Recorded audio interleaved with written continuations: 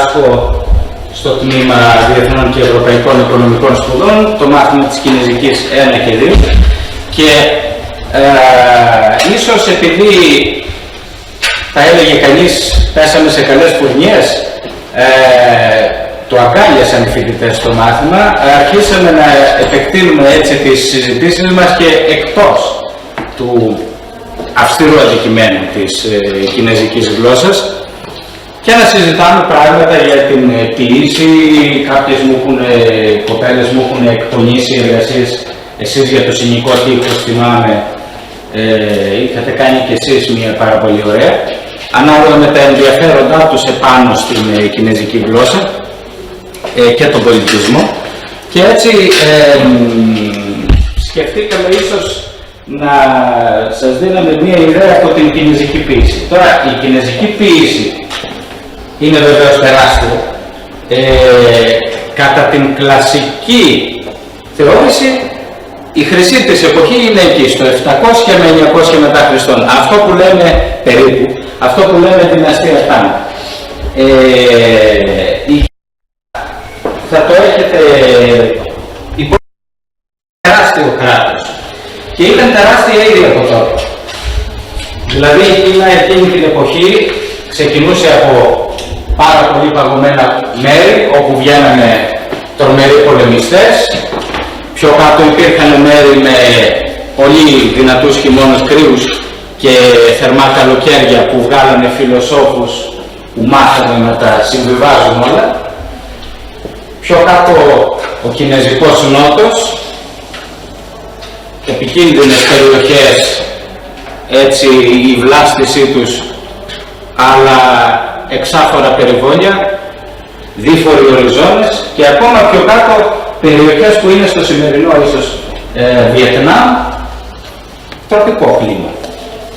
Και όλα αυτά δημιούργησαν πάρα πολύ όμορφους συνδυασμούς έτσι ανθρώπων πολιτιστικούς, οι οποίοι φέρανε και τους αντίστοιχους ποιητές. Διαλέξαμε ποιητές που είναι διαφορετικοί μεταξύ τους. Τώρα, θα μου συγχωρέσετε μία ζαβολιά. Συνήθως μιλάμε για βασιλείς, για βασίλισσες, εδώ θα το κάνουμε διαφορετικά. Θα μιλήσουμε για ποίηματα που αφορούν απλό κόσμο. Εμείς οι άνθρωποι βέβαια είμαστε λίγο αδικημένοι από την ίδια την ύλη, γιατί τι θα βρεθεί για τους αρχαιολόγους, έτσι, το πέτρινο παλάτι ή το καλαμένιο καλυβάκι, είναι αυτή η αδικία, αλλά ευτυχώς υπάρχουν οι ποιητές αυτοί οι οποίοι το αποζημιώνουν αυτό και καταγράφουν με πάρα πολύ όμορφα αλλά και ακριβή λόγια αυτό που έχουν μπροστά στα μάτια τους. Να δώσουμε όμως λίγο την ιδέα της ζωής στα Ανάκτορα με ένα ποίημα το οποίο λέγεται «Στίχη του Παλατιού». Θα μας το πει η κυρία Χατζηφστρατή.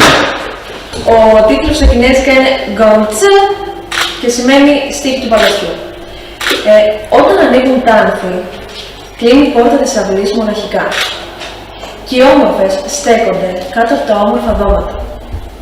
Θέλουν με θέρμη να μιλήσουμε για θέματα του παλατιού, μα δεν τολμούν να βγάλουν μιλιά μπροστά στον παπαγάλο. Αυτό το έγραψε ένας ποιητής, λεγόταν Ζου Τσινγκ, και αυτός δεν ξέρουμε πότε έζησε ακριβώς, ξέρουμε όμως ότι το 826 πέτυχε στις εξετάσεις και έγινε αυτοκρατορικός αξιωματούχος. Έχει μια γερή δόση ηρωνίας. Μέσα στα παλάτια λέγονταν πολλά, και υπήρχαν πολλά μυστικά, αλλά υπήρχαν και πάρα πολλά που μαθαίνονταν. Και αυτό ηρωνεύεται με τον παπαγάλο. Φυσικά δεν φταίει κανένα συμπαθές φτηνό για όσα μαθαίνονται μέσα σε ένα παλάτι.